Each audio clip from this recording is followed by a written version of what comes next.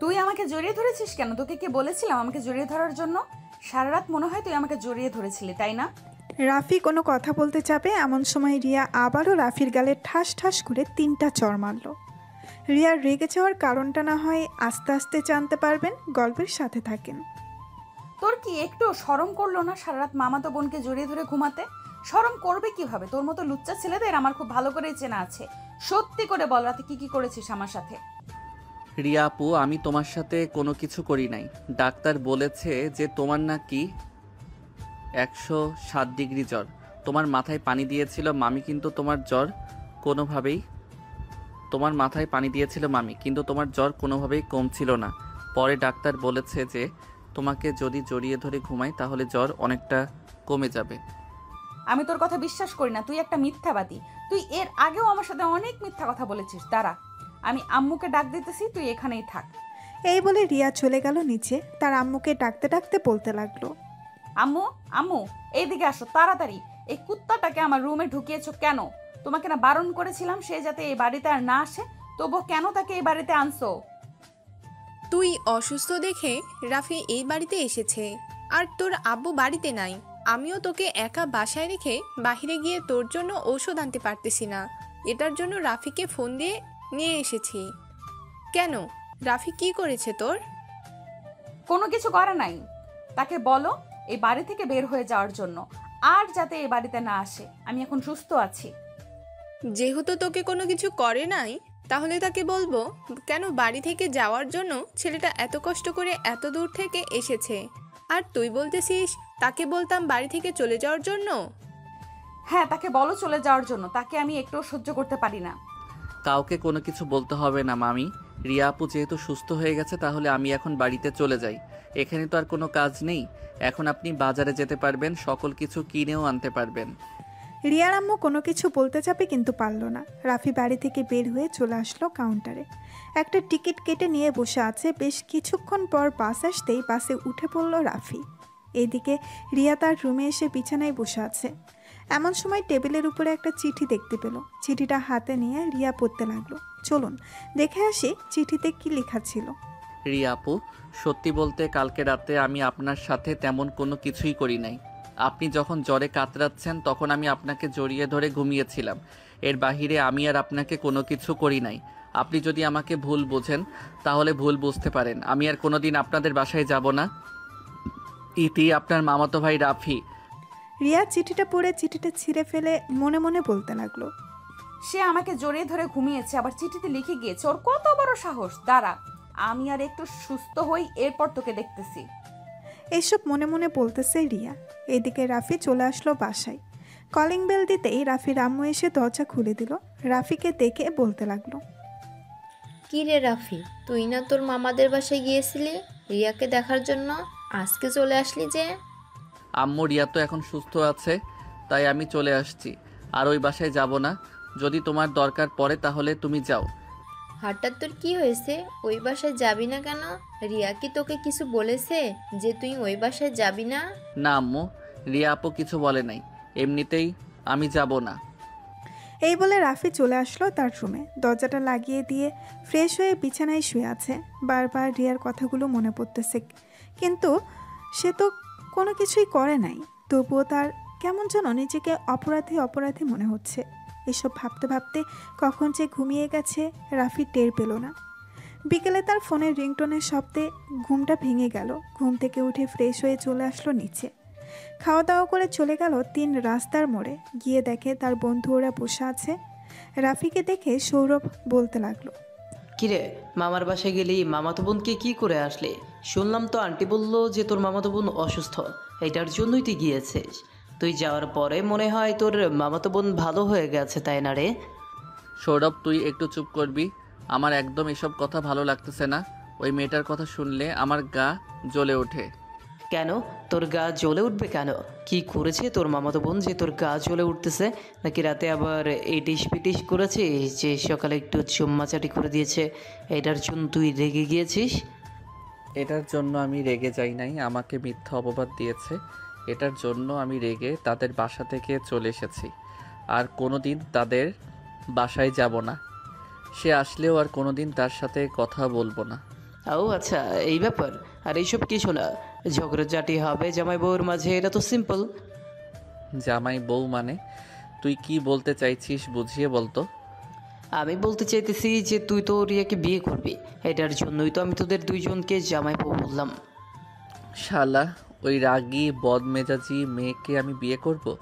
যে আমাকে মিথ্যা অপবাদ দিয়েছে আমি তাকে বিয়ে করতে পারবো না। তার সাথে তো কোনোদিন কথাই বলবো না, আবার বলতেছি যে বিয়ে।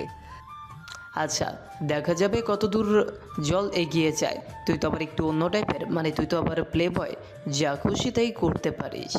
আচ্ছা সত্যি করে একটা কথা বলতো, কালকে তুই কার সাথে ঘুমাইছিস? কার সাথে ঘুমাবো? আলাদাভাবে ঘুমাইছি। দেখ, মামা আমাদেরকে এত কিছু বোঝানোর দরকার নেই, তোমার মুখ দেখেই আমরা বুঝে ফেলি তুমি কার সাথে ঘুমাইছো আর কার সাথে ঘুমাও নাই। এখন ঝটপট করে বলে ফেলো, রাতে কি করেছো তোমার ওই রাগী মামাতো বোনের সাথে?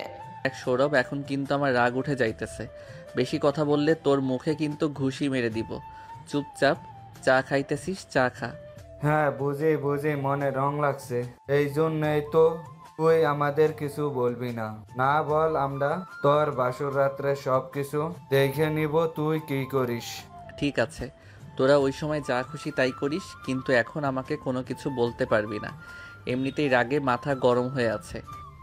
রাফিকে আর কেউ কিচ্ছু বলল না। এদিকে রাফি সন্ধ্যা অবধি আড্ডা দিয়ে চলে আসলো। বাসায় কলিং বেল দিতেই রাফির আম্মু এসে দরজা খুলে দিল। রাফিকে দেখে বলতে লাগলো, কি রে, বাইরে গেছিস? আমাকে একবারও বলে যাস নাই কেন? আমি তো ভাবছিলাম তুই ঘুমিয়ে আসিস। তোর রুমে গিয়ে দেখি তুই নেই। কেন, বাহিরে কাজ ছিল নাকি? না, বাইরে কাজ ছিল না, এমনিতেই জিজ্ঞেস করলাম। আমাকে সব সময় বলে যাবি কোথায় যাস। আর তোর বোন কল দিয়েছিল, বলেছে যে কালকে গিয়ে তাকে নিয়ে আসার জন্য। কালকে নাকি তাদের কলেজ বন্ধ দিয়ে দেবে। আচ্ছা, কালকে নিয়ে আসবো নে গিয়ে। এখন আমি রুমে গেলাম। এই বলে রাফি চলে গেল তার রুমে। ফ্রেশ হয়ে বসে আছে এমন সময় রাফির ফোনটা বেজে উঠল।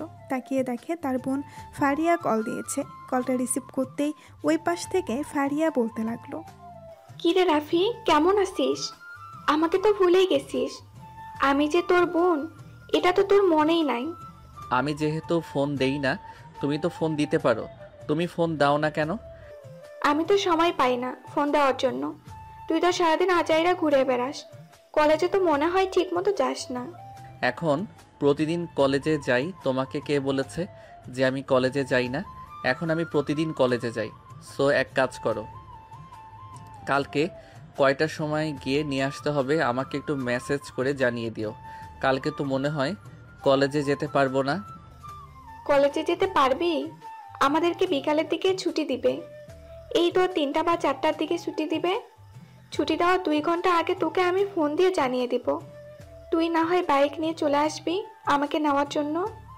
আচ্ছা, এখন তাহলে ফোন রাখো, পরে কথা হবে। রাফি কলটা রেখে দিল। কলটা রাখার 10 মিনিট পরে রাফির ফোনটা আবারও বেজে উঠল। ফোনটা হাতে নিয়ে দেখে তারপর মামা কল দিয়েছে। কলটা রিসিভ করতেই ওই পাশ থেকে তার মামা বলতে লাগলো, রাফি, তুমি আমাদের বাসা থেকে চলে এসেছো কেন? রিয়ার যে জ্বর এসেছে তুমি জানো না? তুমি একটু আমাদের বাসায় যাও। তোমার মামি কোনো কাজকর্ম করতে পারতেছে না ঘরে, তুমি থাকলে তোমার মামি একটু কাজকর্ম করতে পারবে। মামা, আমার তো একটা জরুরি কাজ আছে, আমি যেতে পারবো না। আমি আম্মুকে পাঠিয়ে দিতেছি। আম্মু চলে যাক, উনি থাকলে আরও বেশি ভালো হবে। এই বলে রাফি কলটা কেটে দিল যাতে তার মামা আর কোনো কিছু না বলতে পারে। সে জানে তার মামা বারবার এক কথা পেঁচাবে। এটার জন্য কলটা কেটে দিয়ে রাফি চলে আসলো নিচে। তার আম্মুকে উদ্দেশ্য করে বলতে লাগলো, আম্মু, মামা কল দিয়েছিল, বলেছে যে তোমাকে তাদের বাসায় যাওয়ার জন্য। রিয়া আপু নাকি বেশি অসুস্থ। চলো, আমি তোমাকে দিয়ে আসি। দিয়ে আসতে হবে না, তোকেও থাকতে হবে ওই বাড়িতে। চল আমার সাথে। আমি থাকতে পারবো না মানে থাকতে পারবো না, আমি শুধু তোমাকে দিয়ে চলে আসব। আমি নিচে গাড়িতে যাইতেছি, তুমি যা কিছু নেওয়ার তাড়াতাড়ি নিয়ে গাড়িতে আসো। রাফি চলে আসলো নিচে। গাড়িটা বের করে বসে আছে গাড়ির ভেতরে। বেশ কিছুক্ষণ পর রাফির আম্মু আসলো। রাফি তার আম্মুকে নিয়ে রিয়াদের বাড়ির উদ্দেশ্যে রওনা দিল। দীর্ঘ 20 মিনিট পর চলে আসলো রিয়াদের বাসায়। কলিং বেল দিতেই রিয়ার আম্মু এসে দরজা খুলে দিল। রাফির আম্মু বাড়ির ভেতরে চলে যেতেই রাফি তার আম্মুকে উদ্দেশ্য করে বলতে লাগলো। আম্মু আমি বাসায় চলে যাইতেছি। রাত অনেক হয়েছে, এখন আর বাসায় যাওয়ার দরকার নেই। আজকে আমাদের বাসায় থেকে যাও, কালকে সকালে না হয় চলে যাবে। না আমি যেতে পারবো, আর রাত মাত্র 9টা বাজে, এটা তো কোনো রাত না। আমি এখন চলে যাইতেছি। রাফি গাড়ির ভেতরে বসে গাড়ি স্টার্ট দিতে যাবে, কিন্তু গাড়ি স্টার্ট হচ্ছে না।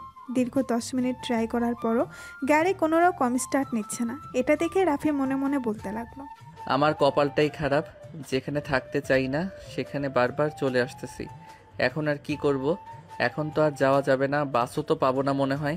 রাফি চলে আসলো বাড়ির ভেতরে। বেশ কিছুক্ষণ সোফায় বসে থাকার পর রাফির আম্মু রাফিকে উদ্দেশ্য করে বলতে লাগলো, রাফি একটু রিয়ার রুমে যা তো, গিয়ে দেখ মেয়েটা কি করে। আমি যেতে পারবো না, দরকার পড়লে তুমি যাও। আর মামি আমাকে একটা রুমের ব্যবস্থা করে দেন, আমি ঘুমাবো, খুব ঘুম পাইছে। কালকে সকালে আবার কলেজে যেতে হবে। ঠিক আছে আসো, তাহলে আমি তোমাকে একটা রুম দেখিয়ে দিতেছি। রিয়ার আম্মু রাফিকে একটা রুম দেখিয়ে দিতেই রাফি রুমের ভেতরে গিয়ে ঘুমের দৃশ্যে পাড়ি জমালো। এদিকে রিয়া বসে আছে তার রুমে। এমন সময় রুমের ভেতরে প্রবেশ করলো তার আম্মু আর বলতে লাগলো, পাশের রুমে রাফি আছে, যদি প্রয়োজন হয় তাহলে রাফির রুমে চলে যাস। আর ওষুধ খেয়েছিস তো? হ্যাঁ ওষুধ খেয়েছি। আর তোমাদেরকে কে বারণ করেছিলাম তাকে এই বাড়িতে ঢুকতে না দেওয়ার জন্য? তাহলে ঢুকতে দিয়েছো কেন? আরে তোর মামিকে নিয়ে এসেছে, গাড়িটাও নষ্ট হয়ে গেছে, তাই আর বাড়িতে যেতে পারে নাই। এই বলে রিয়ার আম্মু চলে আসলো নিচে। এইদিকে রিয়া তার রুমে বসে বসে গান শুনতেছে। এমন সময় কি যেন মনে করে চলে আসলো রাফির রুমে। আস্তে আস্তে করে রাফির রুমে ঢুকে দরজাটা লাগিয়ে দিল। রাফির মুখের দিকে একভাবে তাকিয়ে আছে রিয়া, কিন্তু হঠাৎ এরকম করতেছে কেন সে নিজেও বুঝতে পারছে না। বেশ কিছুক্ষণ এইভাবে যাওয়ার পর রিয়া বলতে লাগলো, এই রাফির কাছে আসলে আমার বুকের ধুকপুকানি বেড়ে যায় কেন? বারবার ওর কাছে আসতে চাই কেন আমার মন? আমি তো তার কাছ থেকে অনেক দূরে থাকতে চাই। আমার তো বয়ফ্রেন্ড আছে, তাহলে আমার এরকম হচ্ছে কেন? না না, আমি কোনোভাবেই রাফির সাথে থাকবো না। এসব বলতে বলতে রিয়া চলে আসলো তার রুমে। বিছানায় শুয়ে শুয়ে তার বয়ফ্রেন্ডের সাথে কথা বলতেছে। বেশ কিছুক্ষণ কথা বলার পর কলটা রেখে ঘুমের দেশে পাড়ি জমালো। পরের দিন সকাল 7টায় রাফি তাড়াতাড়ি ঘুম থেকে উঠে ফ্রেশ হয়ে চলে আসলো নিচে। গাড়িটা ঠিক করে রওনা দিল কলেজের উদ্দেশ্যে। বেশ কিছুক্ষণের মধ্যেই চলে আসলো কলেজে। 5 থেকে 6টা ক্লাস শেষ করে চলে আসলো নিচে। এসে দেখে তার বন্ধুরা বসে আছে। রাফিকে দেখে রাইসা বলতে লাগলো, রাফি তুই কিন্তু এটা একদম ভালো করছিস না। আমি কি তোর মামাতো বোনের চাইতে দেখতে কম সুন্দরী নাকি যে তুই আমাকে পাত্তা দিচ্ছিস না? দেখ রাইসা, তুই আমার বান্ধবী, আমি তোকে সব সময় বান্ধবীর চোখে দেখি। আমি তোর সাথে রিলেশনে যেতে পারবো না। হ্যাঁ জানি জানি, তুই তো ওই মেয়েটাকে ভালোবাসিস। যা, তোর সাথে আর কোনো দিনও কথা বলবো না। এই আমি চলে গেলাম। এই বলে রাইসা ওখান থেকে চলে গেল। এদিকে রাফি মহা বিপদে পড়ে গেল, কারণ রাইসা তাকে সবসময় তার নোট করে দেয়। সে কোনোদিন কলেজে ভর্তি হওয়ার পর কোনো নোট করে নাই। এদিকে রাফি গাছের নিচে চুপচাপ বসে আছে। এমন সময় পেছন থেকে রাইসা এসে রাফির চোখ জোড়া ধরল। এটা দেখে রাফি বলতে লাগলো, ঠিকই তো রাগ করে চলে গেছিস, কিন্তু এখন তো আবার চলে এসেছিস, কেন এসেছিস সেটা বল। আচ্ছা, তুই বুঝে যাস কি করে? সবসময় তোকে পিছন থেকে এভাবে তোর চোখ ধরি। আমি জানি তুই সব সময় এইভাবে চোখ ধরিস, আর তোর হাতের আঙুলগুলো অনেক ছোট ছোট, তাই স্পষ্ট বোঝা যায় যে তুই। এখন বাহানা না করে বল কি লাগবে তোর। চল ফুচকা খাবো।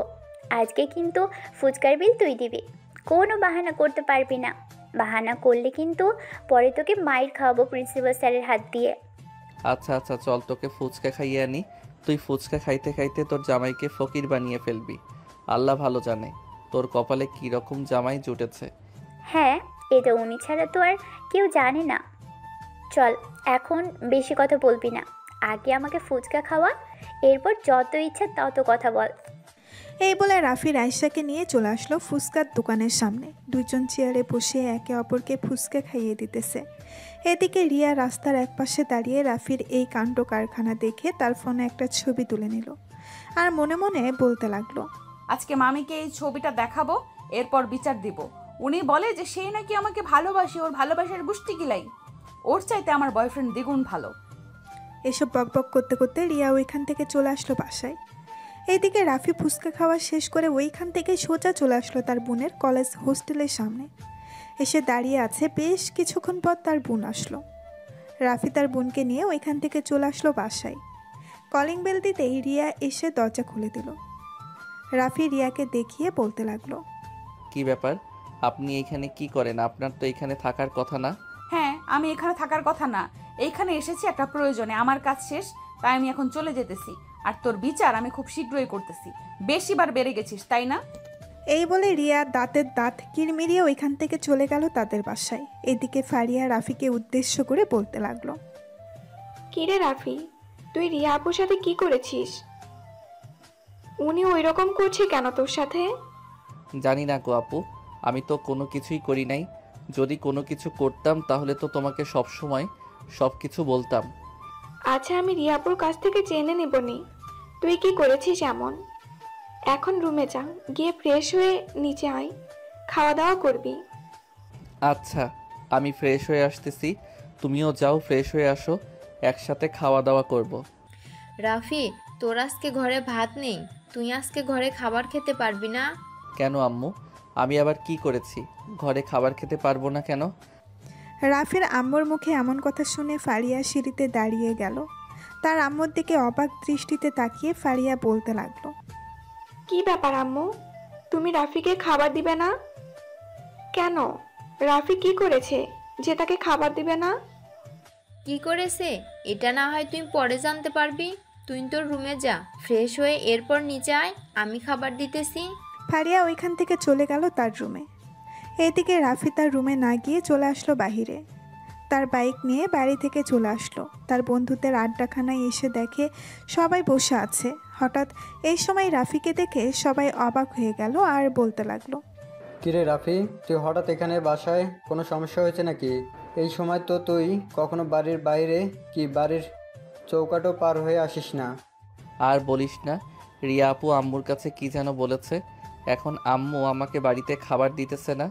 আমি তো কালকে রিয়া আপুর সাথে তেমন কোনো কিছুই করি নাই, না তো তাকে কোনো কিছু বলেছি আর না তো তাকে কোনো কিছু করেছি। সকাল হতেই তো আমি গাড়ি ঠিক করে চলে এসেছি। কলেজে ওনার সাথে তো দেখাও হয় নাই। তাহলে তোর সাথে ওই মেয়েটা এমন করে কেন? ওই মেয়েটার তো বয়ফ্রেন্ড আছে। আমি প্রায় সময় নিমতলা পার্কে গেলে ওইখানে দেখতে পাই তোর মামাতো বোন একটা ছেলেকে নিয়ে ওইখানে বসে কথা বলে, তাও আবার হাতে হাত রেখে। যা ইচ্ছা তাই করুক, তাতে আমার কি? আর আম্মু আব্বুও পাগল হয়ে গেছে ওই মেয়েকে আমার সাথে বিয়ে দেবার জন্য। ওই মেয়ে আমাকে চাইতেছে না, আমি ওই মেয়েকে চাইতেছি না। ওরা যে কেন এরকম করতেছে আমার সাথে বুঝতেছি না এটা। আচ্ছা, আমার সাথে যদি তোর মামাতো বোন রিয়ার সাথে আবার দেখা হয় তাহলে আমি তাকে কিছু প্রশ্ন করবো রে, দেখি সে কি বলে। চল, তোর তো ক্ষুধা লেগেছে, আর আমরাও সবাই ক্যান্টিন থেকে হালকা পাতলা কিছু খেয়েছিলাম। চল একটা রেস্টুরেন্ট থেকে কিছু খেয়ে আসি। হ্যাঁ চলো, আমার কাছেও কিছু টাকা আছে, আর আশা করি সবার কাছেই টাকা আছে। সবাই মিলে মিশে না হয় কিছু খেয়ে নিব, খুব ক্ষুধা লাগছে আমার। তাহলে বসে আছিস কেন? চল যাওয়া যাক সবাই। এই বলে সবাই ওইখান থেকে চলে আসলো। এদিকে রিয়া তার রুমে বসে আছে। এমন সময় তার ফোনটা বেজে উঠল। তাকিয়ে দেখে তার বয়ফ্রেন্ড কল দিয়েছে। কলটা রিসিভ করতেই ওই পাশ থেকে তার বয়ফ্রেন্ড বলতে লাগলো, হ্যালো রিয়া, তুমি কোথায় আছো? আমার সাথে এক্ষুনি দেখা করো। আমি তোমাকে একটা হোটেলের ঠিকানা দিতেছি, ওই হোটেলে চলে আসো। হ্যাঁ, তুমি হোটেলের ঠিকানা দিতেছো কেন? কি হয়েছে? না, তেমন কিছুই নাই। আমরা সবাই ওইখানে আড্ডা দিতেছি, তো তাই ওরা বলতেছে যে তোমাকেও আসার জন্য। তুমিও আসো। আচ্ছা, তুমি ঠিকানাটা মেসেজ করে পাঠিয়ে দাও, আমি কিছুক্ষণের মধ্যে রেডি হয়ে চলে আসতেছি। এই বলে রিয়া কলটা কেটে দিয়ে বাসায় চলে আসলো। এদিকে রাফি তার বয়ফ্রেন্ডকে নিয়ে চলে আসলো রেস্টুরেন্টে। সবাই বসে বসে খাবার খাইতেছে। খাওয়া দাওয়া শেষ করে বসে আছে এমন সময় নাইম বলতে লাগলো, কিরে রাফি, ওইটা রিয়া আপু না? ওইদিকে কোথায় যাইতেছে? রাফি বাহিরের দিকে তাকাতেই দেখতে পেল রিয়া একটা রিক্সা নিয়ে কোথায় যেন যাইতেছে। এটা দেখে রাফি নাইমকে উদ্দেশ্য করে বলতে লাগলো, হয়তো তার বয়ফ্রেন্ডের সাথে দেখা করতে যাইতেছে, তাতে আমার কি? আর ওই মেয়েটাকে নিয়ে কোনো কথা বলবি না। সবাই সবার টাকা বের করো। রাফির কথা শুনে সবাই সবার টাকা বের করে দিয়ে দিল রাফির কাছে। এদিকে ওয়েটার হিসাব দিয়ে চলে গেল ওইখান থেকে। রাফি টাকা দিয়ে বাকি সবাইকে নিয়ে চলে আসলো আবারও কলেজ মাঠে। এদিকে রিয়া তার বয়ফ্রেন্ডের দেওয়া লোকেশনে চলে আসলো। এসে দেখে রিয়াজ দাঁড়িয়ে আছে। রিয়াজকে দেখে রিয়া বলতে লাগলো, কি ব্যাপার, তুমি আমাকে এই হোটেলে ডেকেছো কেন? সবাই ভিতরে আমাদের জন্য অপেক্ষা করতেছে, চলো এরপর গিয়ে দেখতে পারবে। রিয়া রিয়াজের সাথে চলে আসলো একটা হোটেল রুমে। এসে দেখে সবাই বসে আছে। রিয়াকে দেখে সবাই কৌশল বিনিময় করলো। বেশ কিছুক্ষণ পর রিয়ার শরীর ঘেঁষে বসেছে। এটা দেখে রিয়া বলতে লাগলো, কি ব্যাপার রিয়াজ, তুমি এভাবে গা ঘেঁষে বসেছো কেন? এইখানে তো আরো জায়গা আছে, একটু ফাঁকা হয়ে বসো। জান, আজকে তোমাকে এইখানে এনেছি কেন জানো? তোমাকে আদর করার জন্য এনেছি। এইখানে সবাই তোমাকে আদর করবে। রিয়াজের কথা শুনে রিয়া লাফ দিয়ে উঠে পড়ল। চোখ দুটো টকবকে লাল হয়ে গেছে। রিয়া ঠাস করে রিয়াজের গালে চড় মেরে বলতে লাগলো, তোকে আমি ভালো ভেবেছিলাম, কিন্তু তুই যে এতটা খারাপ আগে জানতাম না। তোর চাইতে আমার মামাতো ভাই ভালো। আজকের পর থেকে তুই আর আমাকে কোনো দিন কল দিবি না, আর আমিও তোকে কোনো দিন কল দিব না। এই বলে রিয়া ওইখান থেকে চলে আসলো রাফিদের বাসায়। কলিং বেল দিতেই রাফির আম্মু এসে দরজা খুলে দিল। এদিকে ফারিয়া বসে বসে টিভি দেখতেছে। রিয়াকে দেখে ফারিয়া বলতে লাগলো, কেমন আছো রিয়া আপু? কালকে তো আমার সাথে কোনো কথা না বলেই তুমি চলে গেছো। আমি তোমার সাথে রাগ করেছি। ওকে, আমার ফারিয়া বেবিটা বুঝি রাগ করেছে? রাগ করিস না, আসলে কালকে তোর ভাইয়ের উপর একটু রেগেছিলাম, এটার জন্যই আমি চলে এসেছিলাম। কেন, রাফি আবার তোমাকে কি করেছে? কি করেছে আর বলিস না। সে অন্য মেয়েকে ফুচকা খাইয়ে দেয়, আবার এই মেয়েটাকেও তাকে ফুচকা খাইয়ে দেয়। তাই মামির কাছে বিচার দিয়ে গেছি। তোর ভাই কোথায়? সে তো এখনো বাসায় আসে নাই, হয়তোবা বন্ধু বান্ধবদের সাথে আড্ডা দিতেছে। চলো আমরা আমাদের রুমে যাই, গিয়ে গল্প করি। হ্যাঁ চল, যাওয়া যাক। ফারিয়া রিয়াকে নিয়ে চলে আসলো তার রুমে। দুইজন বসে গল্প করতে লাগলো।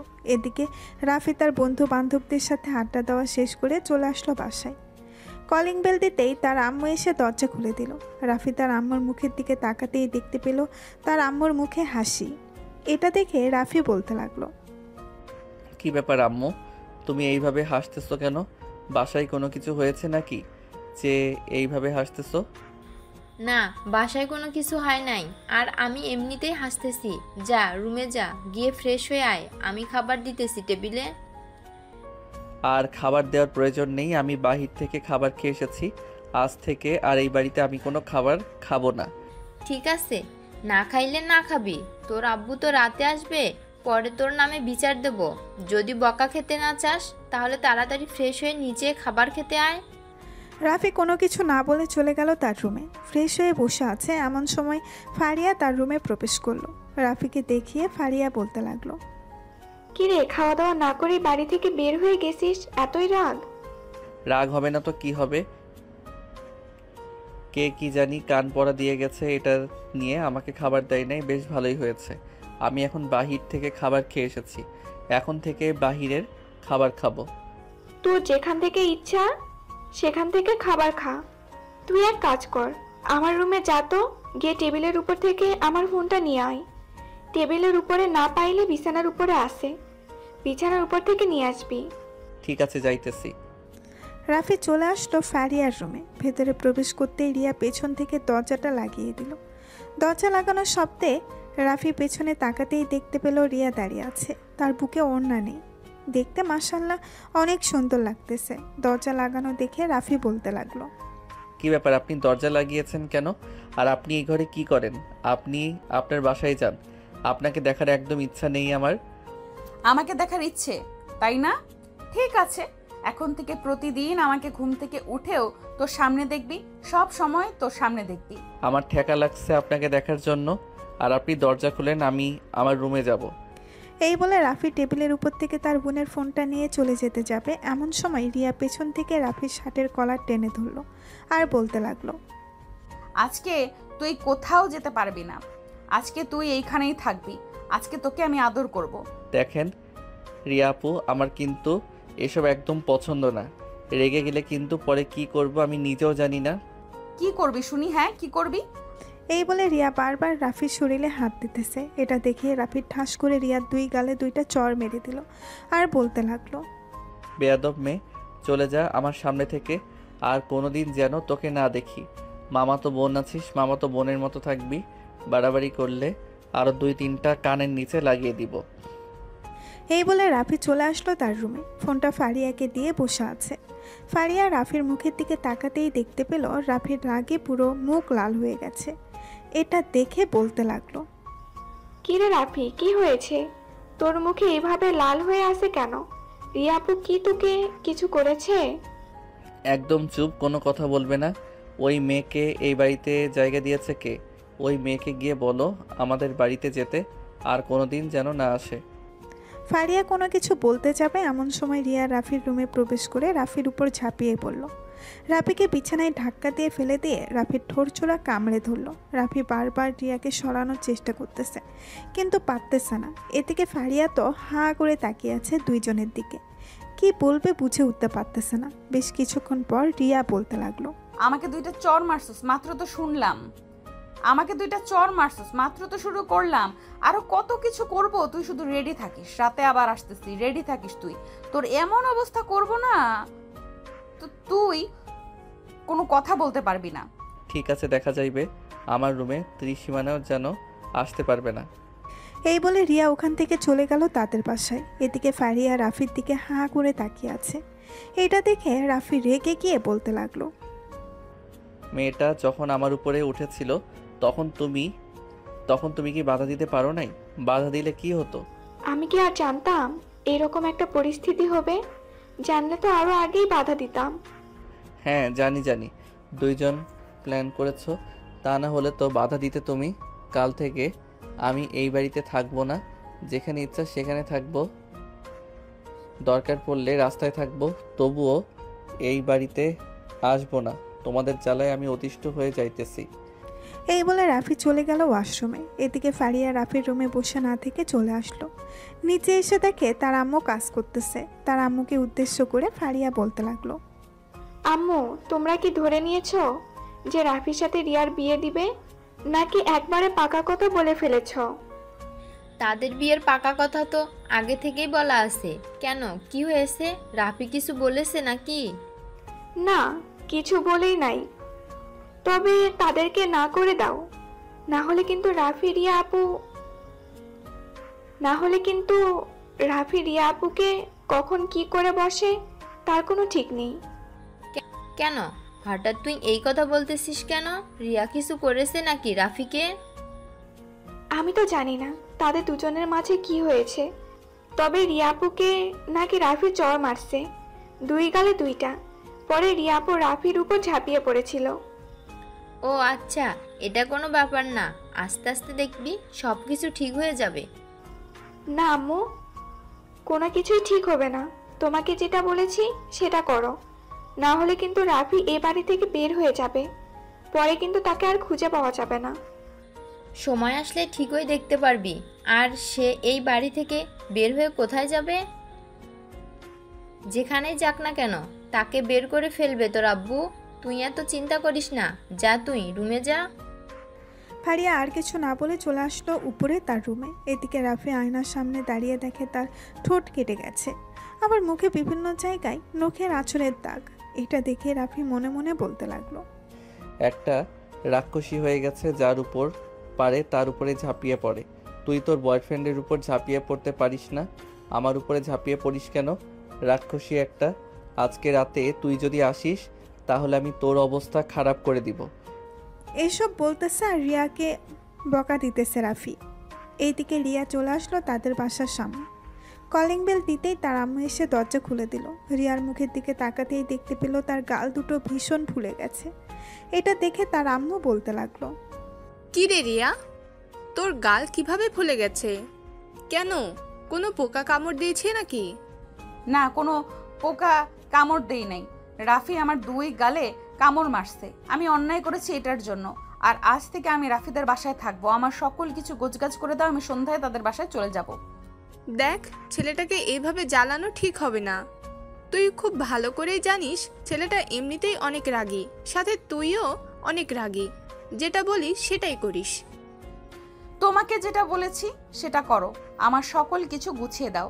আমি আজ থেকে এই বাড়িতে থাকবো মানে এই বাড়িতেই থাকবো। তুমি এই বলে রিয়া চলে আসলো তার রুমে। ফ্রেশ হয়ে বসে আছে। বেশ কিছুক্ষণ পর তার আম্মু এসে সকল কিছু গুছগাছ করে দিল। সব কিছু গুছগাছ করে দেওয়ার পর বলতে লাগলো, দেখ, রাফির ওপর কিন্তু বেশি অত্যাচার করবি না। বেশি অত্যাচার করলে কিন্তু রাফি পরে রেগে যাবে। পরে কি করবে তা কিন্তু আমরা নিজেরাও জানি না। কোনো চিন্তা করো না, সে রেগে গিয়ে কোথায় যাবে, তার তো আমাকে বিয়ে করতেই হবে। এসব কথা বলতেছে রিয়া। এমন সময় তার ফোনটা বেজে উঠল। তাকিয়ে দেখে রিয়াজ কল দিয়েছে। কলটা রিসিভ করে রিয়া বলতে লাগলো, এই কুত্তার বাচ্চা, ফোন দিয়েছিস কেন? আমি তোকে না বলে এসেছি আমাকে ফোন দিবি না, তোর সাথে আমার কোনো সম্পর্ক নেই। আজকের পর থেকে যদি তুই আমাকে ফোন দিস তাহলে কিন্তু ড্রাগসের মামলায় তোকে জেলের ভিতরে ঢুকিয়ে দিব। আমার চাচা কিন্তু এই এলাকার ওসি।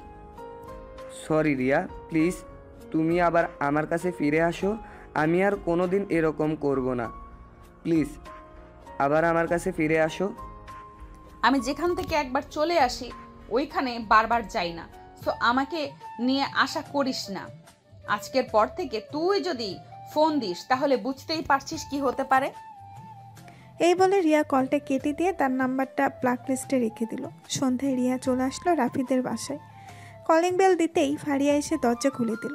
রিয়ার সাথে ব্যাগপত্র দেখে ফারিয়া অবাক হয়ে বলতে লাগলো, কি ব্যাপার আপু, তুমি কি সত্যি সত্যি চলে এসেছো? কেন, তুমি দেখতেছো না আমার হাতে যে লাগেজ? তার মানে আমি সত্যিই চলে এসেছি। এখন থেকে তোমার ভাইকে এমন জ্বালানি জ্বালাবো, তোমার ভাইয়া শুধু জ্বলবে আর পুড়বে।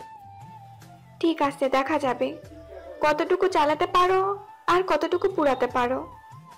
এই বলে ফারিয়া রিয়াকে নিয়ে চলে আসলো বাড়ির ভেতরে। এইদিকে রাফি বসে বসে টিভি দেখতেছে। বেশ কিছুক্ষণ পর রিয়া রাফির কোলে এসে বসে পড়ল। এটা দেখে রাফি রিয়াকে ধাক্কা মেরে নিচে ফেলে দিল আর বলতে লাগলো, এই মেয়ে, তোর কি লজ্জা শরম নেই একটুও? লজ্জা শরম থাকলে কি বারবার তোমার কাছে আসতাম? লজ্জা শরম নেই, এটার জন্য তো চলে আসতেছি। জানেমান এমন করো না, আমাকে কাছে টেনে নাও। আয়, তোকে কাছে টেনে নিতেছি। এই বলে রাফি সোফা থেকে উঠে রিয়াকে নিচে নিয়ে উঠিয়ে ঠাস করে রিয়ার দুই গালে আবার দুইটা চড় মেরে দিয়ে বলতে লাগলো, ঠাস ঠাস, তোর কি একটু শরম নেই? পর পুরুষের সাথে এইভাবে ঘষাঘষি করিস, আর কোনোদিন যদি দেখি আমার সাথে এমন করেছিস, লাথি মেরে ঘর থেকে বের করে দিব। মামাতো বোনের মতো থাকবি। এই বলে রাফি ওইখান থেকে চলে আসলো তার রুমে। বিছানায় শুয়ে আছে রাফি, অন্যদিকে রিয়া বসে আছে সোফায়। এমন সময় রাফির আম্মু এসে বলতে লাগলো, রিয়া, রাফি কিন্তু অনেকটা রেগে আছে তোর উপর। এইভাবে আর তাকে জ্বালাতন করিস না। কয়েকটা দিন যাক, এরপর জ্বালাতন করিস। এখন রুমে যা, গিয়ে ফ্রেশ হয়ে আয়, রাত হয়েছে অনেক। রিয়া চলে আসলো রুমে। ফ্রেশ হয়ে বিছানায় বসে মনে মনে বলতে লাগলো, আমার গালে চড় মারছস চারটা, এইটার জন্য তো শাস্তি পেতেই হবে তোকে। আজকে রাতে তোকে এমন শাস্তি দিব, তুই আমাকে চিনিস না আমি কতটা রাগী। এসব মনে মনে ভাবতেছে রিয়া। এমন সময় তার রুমের ভেতরে প্রবেশ করলো ফারিয়া আর বলতে লাগলো, আম্মু ডাকতেছে খাবার খাওয়ার জন্য, তুমি নিচে যাও, আমি ভাইয়াকে নিয়ে আসতেছি। ঠিক আছে, আমি নিচে যাইতেছি, তুমি তোমার ভাইকে নিয়ে আসো। রিয়া চলে গেল নিচে। এদিকে ফারিয়া তার রাফির রুম দেখে রাফি শুয়ে শুয়ে গান শুনতেছে। রাফিকে উদ্দেশ্য করে বলতে লাগলো, ভাইয়া, আব্বু ডাকতেছে খাবার খাওয়ার জন্য, নিচে আসো তাড়াতাড়ি, না হলে কিন্তু আব্বু রেগে যাবে। রেগে গেলে তো খুব ভালো করেই জানো, আব্বু কি বলতে পারে তোমাকে। তুই নিচে যা, গিয়ে বল আমি ফ্রেশ হয়ে আসতেছি। ঠিক আছে, আমি নিচে গিয়ে বলতেছি, তুমি তাড়াতাড়ি ফ্রেশ হয়ে আসো। ফারিয়া চলে গেল নিচে। এদিকে রাফি 10 মিনিট পর নিচে গিয়ে দেখে সবাই খাওয়া শেষ, কিন্তু রিয়া এখনো খাবার নিয়ে বসে আছে। এটা দেখে রাফি কিচ্ছু বলল না, চুপচাপ খাবার টেবিলে গিয়ে বসে পড়ল। রাফি, তুই মেয়েটার সাথে এমন করিস কেন? মেয়েটার সাথে ভালো ব্যবহার তো করতে পারিস। আজ থেকে আর মেয়েটার সাথে খারাপ ব্যবহার করবি না। আম্মু, তাকে বলে দিও সে যাতে আমার সাথে কোনো কথা না বলে বা আমার রুমে না যায়। রুমে গেলে কিন্তু পরে কি করব সে নিজেও জানে না। ঠিক আছে, আমি বলে দেবো নে, সে যাবে না তোর রুমে। রিয়া, তুমি কিন্তু রাফির রুমে যাবে না। ঠিক আছে, আমি আর রাফির রুমে যাব না। তবে কাল থেকে কিন্তু আমাকে বাইক দিয়ে কলেজে নিয়ে যেতে হবে। যদি এটা মানতে পারে তাহলে আমি তার রুমে যাব না। তুই কে যে তোকে আমি আমার বাইকের পিছনে বসিয়ে কলেজে নিয়ে যাব? আমি তোর বউ, এটার জন্য তুই আমাকে প্রতিদিন কলেজে নিয়ে যাবি, আবার তোর বাইকের পেছনে করে নিয়ে আসবি। আমার ঠেকা পড়ছে তোকে নিয়ে যাওয়ার জন্য। রাফি আর কিছু না বলে খাওয়া দাওয়া শেষ করে চলে আসলো তার রুমে। দরজাটা হালকা চাপিয়ে দিয়ে বিছানায় শুয়ে পড়ল। এদিকে রিয়া তার রুমে এসে বসে আছে। ঘড়ির কাঁটা রাত 11টা। রিয়া মনে মনে বলতে লাগলো, এখন যাব নাকি আর 1 ঘন্টা পরে যাব, না আর 1 ঘন্টা পরে যাই। এখন বসে বসে একটু রিলস দেখি। এই বলে রিয়া বসে বসে রিলস দেখতে লাগলো। 1 ঘন্টা পর রিয়া চলে আসলো রাফির রুমে। এসে দেখে রাফি ঘুমের দেশে চলে গেছে। রিয়া আস্তে আস্তে করে রাফির রুমের দরজাটা লাগিয়ে দিয়ে রাফির কাছে চলে আসলো। এসে দেখে রাফির লুঙ্গি পরে ঘুমিয়ে আছে। এটা দেখে রিয়া মনে মনে বলতে লাগলো, আজকে তোর লুঙ্গি আমি চুরি করব। তুই আমার গালে চর মারছিস, তোর লুঙ্গিও চুরি করব, তোকে আদরও করে যাব। এই বলে রিয়া অন্ধকারের মাঝে রাফির লুঙ্গিটা খুলে ফেললো। লুঙ্গি খুলে এক সাইডে রেখে রাফির ঠোঁটের সাথে ঠোঁট একত্রিত করে দিল। বেশ কিছুক্ষণ পর রিয়া তার কাজ শেষ করে লুঙ্গিটা নিয়ে চলে আসলো তার রুমে। লুঙ্গিটা পরে ঘুমের দেশে পাড়ি জমালো। পরের দিন সকালে রাফির ঘুম ভাঙতেই দেখতে পেল তারপরে লুঙ্গি নেই, জাস্ট ছোট্ট একটা প্যান্ট। এটা দেখে রাফি তাড়াতাড়ি করে একটা লুঙ্গি বের করে পরে নিল আর মনে মনে বলতে লাগলো, কি ব্যাপার, আমার লুঙ্গি কোথায় গেল? নিশ্চয়ই ওই মেয়েটা নিয়ে গেছে। এসব ভাবতেছে রাফি। এমন সময় আয়নার দিকে চোখ পড়ল তার। ভালোভাবে তাকিয়ে দেখে তার ঠোঁটের মধ্যে লিপস্টিক লাগানো। রাতে লিয়া লিপ কিস করার কারণে হয়তো লিপস্টিক লেগে গেছে। এটা দেখে রাফি রেগে চলে আসলো রিয়ার রুমে। এসে দেখে রিয়া তার লুঙ্গি পরে আরামে ঘুমাচ্ছে। রাফি রিয়ার খাটের সামনে এসে লুঙ্গিটা এক টানে খুলে ফেলল। লুঙ্গিটা খোলার সাথে সাথে রিয়া এক লাফ দিয়ে ঘুম থেকে উঠে গেল। রাফির দিকে তাকিয়ে দেখে রাফি অনেক রেগে আছে। এটা দেখে রিয়া খিলখিল করে হাসতে হাসতে বলতে লাগলো, কেমন লাগছে রাতের লিপ কিসটা? নিশ্চয়ই ভালো লেগেছে। এটার জন্যই তো এখন আবার এসেছো। কাছে আসো, আর একটা লিপ কিস করে দেই। তোর ঠোঁট আমি সেলাই করে ফেলবো। তুই মামাতো বোন বলে কি হয়েছে? অনেক বার বেড়ে গেছিস, আমার উপরে অনেক অত্যাচার করতেছিস। কয়েকটা দিন ধরে কিছু বলি না দেখে তুই ভাবছিস যে সব সময় এরকম করতে পারবি। হ্যাঁ, আমি তো সব সময় এরকম করব। এটার জন্যই তো আমি তোর সাথে রাতের বেলা এরকম করেছি। বেবি, আমার কিসটা বুঝি ভালো লাগে নাই? কাছে আয়, তোকে একটা জিনিস দেখাবো। রিয়া কাছে আসতেই রাফি রিয়ার চুল ভালোভাবে টেনে ধরে রিয়ার ঠোঁটের সাথে তার ঠোঁট একত্রিত করে দিল। বেশ কিছুক্ষণ এইভাবে যাওয়ার পর রাফি রিয়ার ঠোঁট জুড়ে একটা কামড় দিয়ে ছেড়ে দিল। এদিকে রিয়ার ঠোঁট থেকে অনবরত রক্ত পড়তেছে। এটা দেখে রাফি বলতে লাগলো, তোর যদি শরম থাকে তাহলে তুই আর আমার সামনে আসবি না কোনো দিন। এই বলে রাফি আবারও চলে আসলো ও তার রুমে ফ্রেশ হয়ে কলেজের জন্য রেডি হয়ে চলে আসলো নিচে। এসে দেখে তার আম্মু আব্বু বসে আছে খাবার টেবিলে। রাফি গিয়ে খাবার টেবিলে বসে পড়তেই তার আব্বু বলতে লাগলো, কিরে রাফি, আমি এসব কি শুনতেছি? তুই নাকি রিয়াকে তোর সাথে নিয়ে কলেজে যাবি না? তাকে নিয়ে যদি তুই কলেজে না যাস তাহলে তোরও লেখাপড়া বন্ধ। ঠিক আছে, আমিও পড়ালেখা করব না আর এই বাড়িতে থাকবো না। আমি চলে যাইতেছি এখনই বাড়ি থেকে। এই বলে রাফি খাবার টেবিল থেকে উঠে যেতে যাবে এমন সময় সিঁড়ি দিয়ে রিয়া নামতে নামতে বলতে লাগলো, থাক, রাফিকে আর যেতে হবে না, আমি এই বাড়ি থেকে চলে যেতেছি।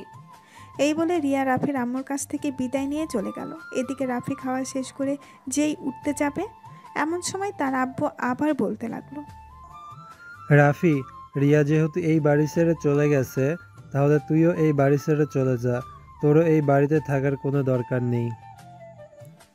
রাফি কোনো কিছু না বলে চলে আসলো তার রুমে। ব্যাগপত্র গুছিয়ে নিয়ে নিচে আসতেই তার বোন ফারিয়া বলতে লাগলো, কি ব্যাপার ভাইয়া, তুমি কোথায় যাইতেছো ব্যাগপত্র নিয়ে? আমি এই বাড়ি ছেড়ে চলে যাইতেছি, আর এই বাড়ির কেউ যাতে আমাকে ফোন না দেয়। ফারিয়া, আমাকে ছেড়ে দে। এই বলে রাফি ফারিয়ার কাছ থেকে চলে আসলো বাহিরে। রাস্তার এক পাশ দিয়ে হেঁটে যাইতেছে। বেশ কিছু দূর যাওয়ার পর একটা রিক্সা পেল। রিক্সায় উঠে চলে আসলো মিরপুর 4 নম্বর সেক্টরে। একটা হোটেল বুক করে হোটেলে উঠে পড়ল। সকাল 11টা। রাফি এখনও কলেজে আসে নাই দেখে তার বন্ধু ফোন দিল রাফিকে। হ্যালো রাফি, তুই কোথায় আছিস রে? আজকে কলেজে আসলি না কেন? তোর জন্য তো সবাই অপেক্ষা করতেছে। আমি আজকে কলেজে যেতে পারবো না। আজকে একটা জায়গায় এসেছি, কালকে কলেজে যাব। আর তোর কাছে যদি কিছু টাকা থাকে তাহলে আমার বিকাশে পাঠিয়ে দে তো। তোর কাছে না থাকলে ফারিনের কাছ থেকে নিয়ে আমার অ্যাকাউন্টে পাঠা। কেন, হঠাৎ কি হয়েছে? বাসায় কোনো সমস্যা হয়েছে নাকি? আর তুই কোথায় আছিস? সত্যি সত্যি করে বলতো। আমি যেখানেই থাকি না কেন, তোকে যেটা বলেছি সেটা কর। এই বলে রাফি কলটা কেটে দিল। দুপুর 2টা। রাফি নিচে এসে খাওয়া দাওয়া করে আবার চলে গেল তার কেবিনে। এদিকে নাইম, ফারিন এবং তার বন্ধু বান্ধবীরা বসে আছে। এমন সময় নাইম বলতে লাগলো, হঠাৎ রাফির এমন কি হয়েছে যে আমার কাছ থেকে 10,000 টাকা নিয়েছে? সে তো চাইলেই বাড়ি থেকে টাকা নিতে পারতো। তোর কাছে তো ফারিয়ার নাম্বার আছে, ফারিয়াকে ফোন দিয়ে জিজ্ঞেস কর সে কোথায় আছে, তাহলেই তো তাকে খোঁজা যাবে। ভালো কথা বলছিস। আমি ফারিয়াকে ফোন দিয়ে জিজ্ঞেস করতেছি রাফি কোথায় গেছে। এই বলে নাইম ফোন দিল ফারিয়াকে। বেশ কিছুক্ষণ পর ফারিয়া কলটা রিসিভ করলো। কলটা রিসিভ করতেই ওপাশ থেকে ফারিয়া কলটা রিসিভ করে বলতে লাগলো, হ্যালো নাইম ভাইয়া, আপনাদের সাথে কি রাফি আছে নাকি সে বাড়ি থেকে বের হয়ে গেছে? তার ব্যাগপত্র নিয়ে কোথায় গেছে তা জানি না। সে তো আমাদের সাথে নেই। কিছুক্ষণ আগে আমার কাছ থেকে 10,000 টাকা নিয়েছে। তুমি রাফিকে ফোন দিয়ে জিজ্ঞেস করো তো সে কোথায় আছে। বাকিটা আমরা পরে খুঁজে নিতেছি। ভাইয়ার ফোন বন্ধ, আমি কয়েকবার ফোন দিয়েছিলাম, ফোন বন্ধ করে রেখেছে। হয়তো আশেপাশেই আছে।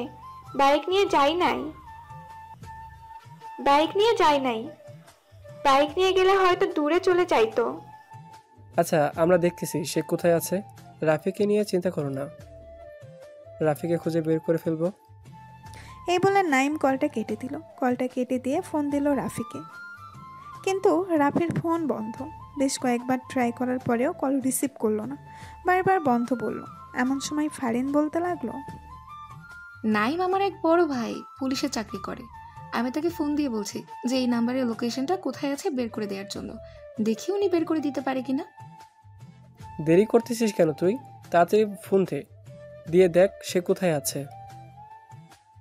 বাড়ি থেকে বের হয়ে গেছে আর আমাদেরকে একবারও জানাই নাই। আমাদেরকে জানালে কি আমাদের বাড়িতে নিয়ে যাইতাম না? এসব হাজারো কথা বলতেছে নাইম। এইদিকে ফারিন ফোন দিল তার এক বড় ভাইকে, যে পুলিশে চাকরি করে। বেশ কিছুক্ষণ পর রাফির লোকেশনটা বের করে ফেললো। বের করার পর নাইম এবং বাকি সবাই চলে আসলো হোটেলে।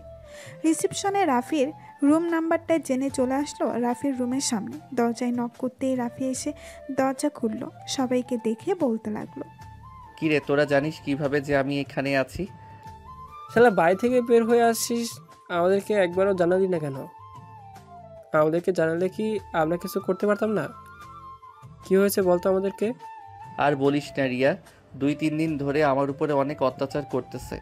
মেয়েটা তো এমনিতেই অনেক রাগী, আবার কি কি করে সেটা তো নাই বললাম। মেয়েটা তো রাগী? ও আচ্ছা, এক কাজ কর, আমাদের সাথে আমাদের বাসায় চল, বাকিটা পরে দেখতেছি।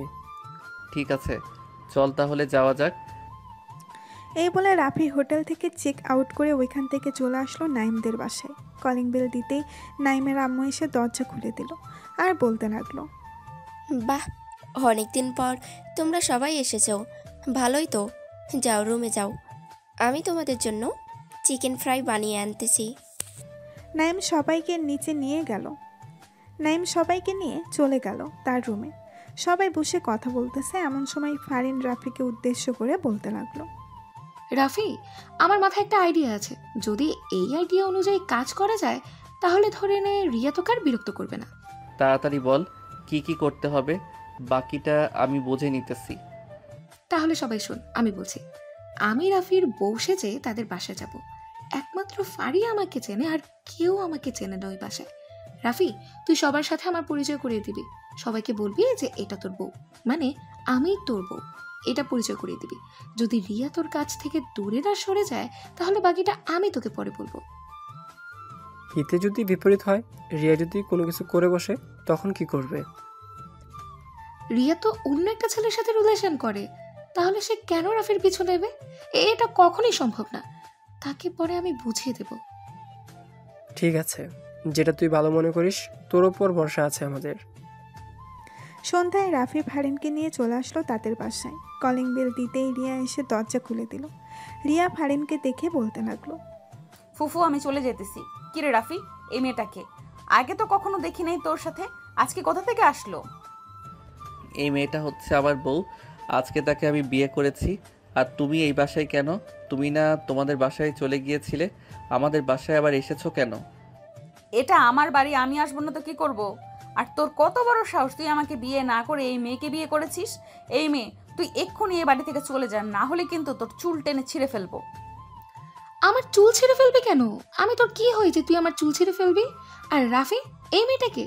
ফারিন, এই মেয়েটা হচ্ছে আমার মামাতো বোন।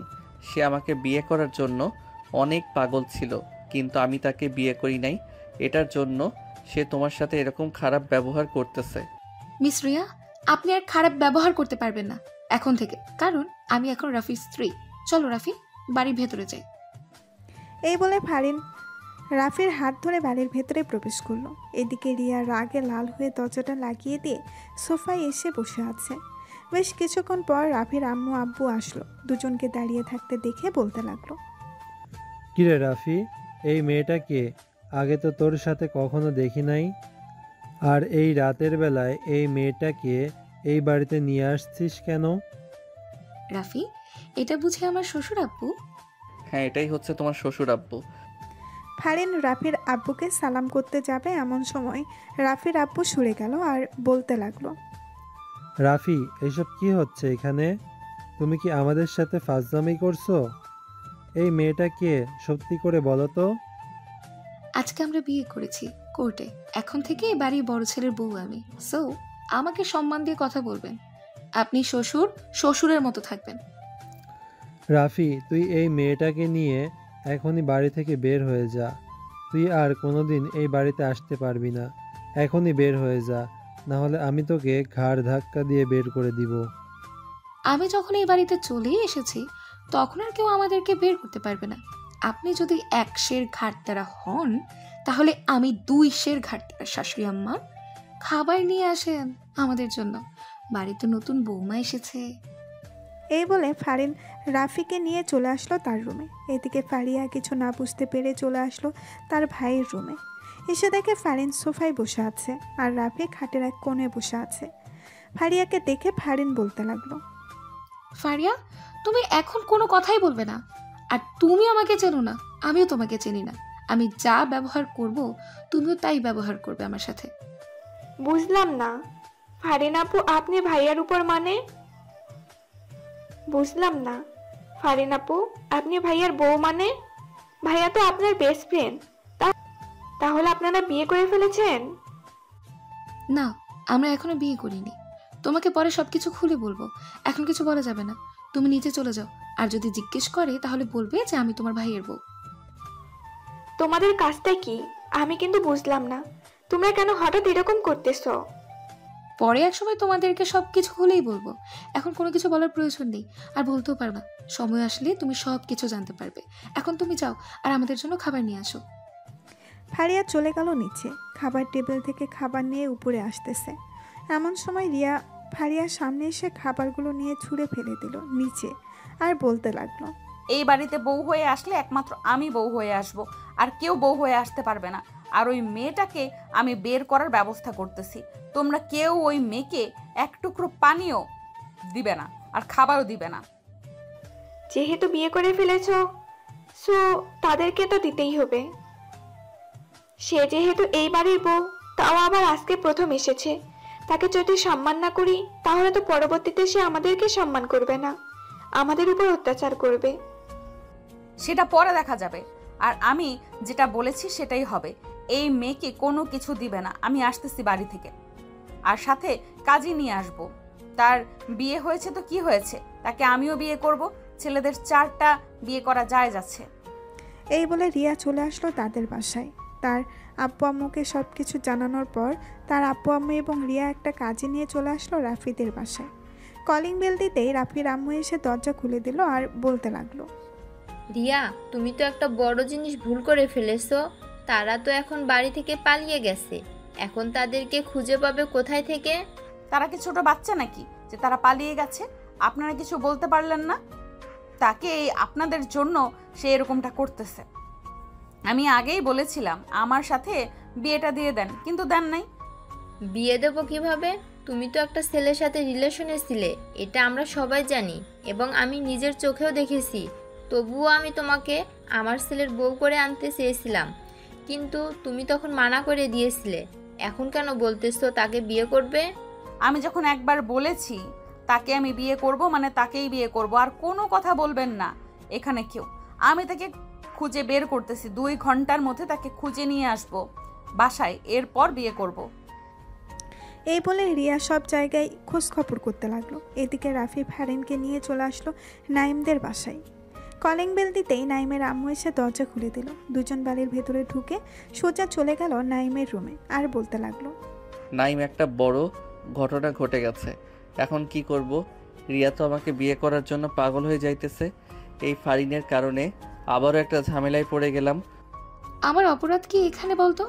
আমি তো তোকে সাহায্য করতে চেয়েছিলাম, কিন্তু উল্টো হিতে বিপরীত হয়ে গেছে। এখন কি করা যায় সেটা সমাধান নিয়ে ভাব নাইম। দাঁড়া, আমাকে একটু চিন্তা করতে দে। আমি একটু চিন্তা করে দেখতেছি কি করা যায়। আর তোরা এইখানে এসেছিস কেউ জানে না তো? ফারিয়া ছাড়া অন্য কেউ জানে না যে আমরা এখানে এসেছি। তাহলে তোরা চুপচাপ এখানে বসে থাক, আমি আম্মুকে বলে আসতেছি। যদি কেউ আসে তাহলে তাদেরকে যাতে না বলার জন্য। আর যেহেতু রিয়া তোকে বিয়ে করার জন্য প্রস্তুতি নিয়েছে, তাহলে তুই এক কাজ কর, বিয়েটা করেই ফেল। এছাড়া আর কোনো উপায় দেখতেছি না। অবশেষে নাইম, তুই এই কথাটা বলতে পারলি যার কাছ থেকে আমি দূরে থাকতে চাইতেছি, আবারও তোরা ওই মেয়ের কাছে আমাকে পাঠাচ্ছিস। এটা একদম ঠিক করতেছিস না। দেখ রাফি, আমি একটা ভালো সিদ্ধান্ত দিয়েছি তোকে। যদি এখন বিয়ে না করিস তাহলে মেয়েটা হয়তো অনেক পাগলামি করবে, পরে তুই মেয়েটাকে সামলাবে কি করে? যদি কোনো কিছু করে ফেলে তাহলে তো পুলিশ তোকে এসে ধরবে, তার মা বাবাকে ধরবে না। একমাত্র তুই পারিস তুই নিজেকে সেভ করতে, আবার তোর পরিবারকে সেভ করতে। এখন তুই ভেবেচিন্তে দেখতে পারিস। যদি আমার সিদ্ধান্ত না মানিস তাহলে আমি আর কোনো কিছু বলতে পারলাম না তোকে। আমার ডিসিশন এটাই, আর কিছু নেই। এই বলে নাইম চলে আসলো নিচে, তার আব্বু আম্মুকে সব কিছু বুঝিয়ে বলে দিল। এইদিকে রিয়া সব কিছু খোঁজ খবর নিয়ে চলে আসলো নাইমদের বাসায়। কলিং বেল দিতেই নাইম এসে দরজা খুলে দিল। রিয়াকে দেখে নাইম বলতে লাগলো, আরে রিয়াপু, আপনি এখানে তাও আবার এত রাতে, কোনো প্রয়োজন নাকি? হ্যাঁ, একটা প্রয়োজন ছিল। তোমাদের বাসায় কি রাফি এসেছে? তাকে বাড়িতে খুঁজে পাওয়া যাইতেছে না। মানে কি বলতেছেন সব? রাফিকে খুঁজে পাওয়া যাচ্ছে না মানে? সে তো বাড়িতে গেছে বিয়ে করে প্রায় 4-5 ঘন্টা আগে। হ্যাঁ, সে তো বাড়িতে গেছে, তা আমি নিজেও জানি। তবে সে আবার বাড়ি থেকে বের হয়ে গেছে, তার বন্ধুর বাসায় আশ্রয় নিয়েছে। অন্য সবার বাসায় খোঁজা এবং দেখা হয়ে গেছে, তাদের বাসায় পাওয়া যায়নি। একমাত্র তোমাদের বাসায় বাকি আছে। তোমাদের বাসায় সার্চ করব, চলো তোমার রুমে। হ্যাঁ চলেন। আমি কি আর আপনার সাথে মিথ্যা কথা বলবো যে রাফিকে আমি লুকিয়ে রেখেছি? আপনি পুরো বাড়ি চেক করে দেখতে পারেন, আপনি রাফিকে কোথাও পাবেন না। কারণ আমি আপনার কাছে মিথ্যা কথা বলবো না, এটা আপনি ভালো করেই জানেন। আমি সত্যি বলতেছি তো, রাফি তোমাদের বাসায় আসে নাই? হ্যাঁ, আমি সত্যি বলতেছি, রাফি আমাদের বাসায় আসে নাই। আমাদের বাসায় আসলে তো আমি আপনাকে বলতাম। নাইম রিয়ার সাথে কথা বলতেছে, এমন সময় রাফি নাইমের রুম থেকে বের হয়ে নাইমকে ডাকতে লাগলো। হঠাৎ রাফির গলার স্বর পেয়ে রিয়া নাইমের দিকে চোখ বড় বড় করে তাকিয়ে বলতে লাগলো, তাহলে এটা কার গলার স্বর? এই ছেলেটা কে তাহলে? মিথ্যা কথা বলা ছেড়ে দাও নাই। আজকের মতো তোমাকে মাফ করে দিলাম, আর আমার সাথে যেতে হবে তোমাকে। রাফিদের বাসায় আজকে আমাদের বিয়ে হবে। তার তো বিয়ে হয়ে গেছে, তাহলে আবার বিয়ে হবে কার সাথে? তার বিয়ে হয়েছে তো কি হয়েছে, আবার বিয়ে হবে। আমার সাথে ইসলামের দৃষ্টিতে তো 4 বিয়ে করা যায় যাচ্ছে ছেলেদের। সো সে 2টা বিয়ে করবে, আরো 2টা বিয়ে বাকি থাকবে। ঠিক আছে, চলেন তাহলে। রিয়া চলে আসলো রাফির কাছে। রাফির কান ধরে টেনে নিয়ে যেতে যাবে, এমন সময় পেছন থেকে ফারিন বলে উঠল, রিয়া আপু, আপনাকে একটা কথা বলছি, কিছু মনে করবেন না।